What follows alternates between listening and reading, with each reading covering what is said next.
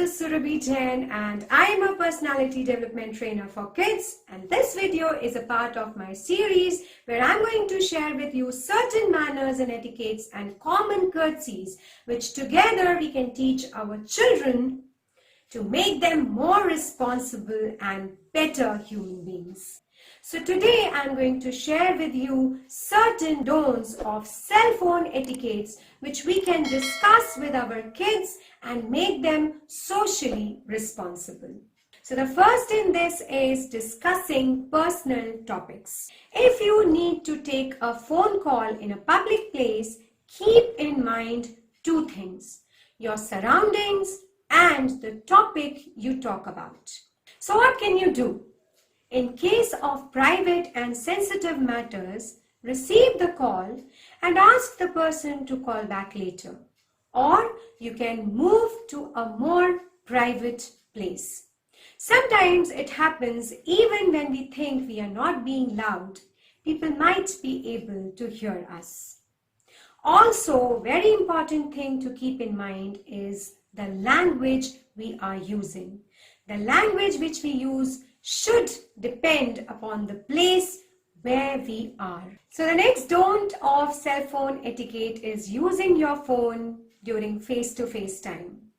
I remember the other day I went on dinner with my friend, but throughout the dinner, believe me, I realized that we were not two, we were three: me, my friend, and his phone. Throughout the dinner, he was busy checking messages, replying to messages, taking phone calls. Why can't we give up that urge to reply to the text messages, surf the social media, and taking up phone calls instantly? One should avoid answering messages and taking phone calls when you are sitting or speaking face to face with someone. If you don't do so, it is just another way of saying that somewhere there is someone else who I care about more than you. I want to know what he has to say to me more than what you have to tell me. It is really insulting and devaluing the person sitting in front of you. If it is really important to take that call, seek the permission of the person you are with. You can just say, "Excuse me, I need to take this call," or "I'm sorry, I need to answer this message." So the next is, don't light up your screen. We all have noticed reminders to mute your phones during movies or cultural performances.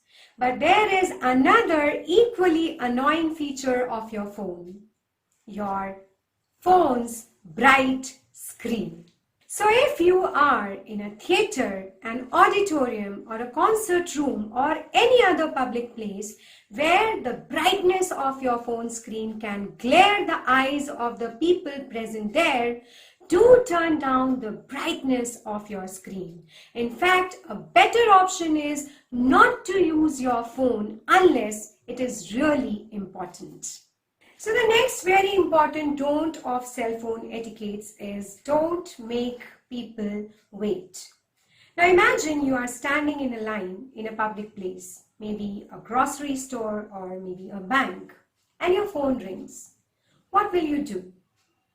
I have observed people holding up everyone else in the line while they talk with their friend or they text messages on their phone. You must give the person who is assisting you, maybe the cashier or maybe the server or any other person who is trying to help you, you must give them the courtesy of your attention. You must allow the other people standing in the line waiting for their turn a chance, an opportunity to finish off their business as soon as possible.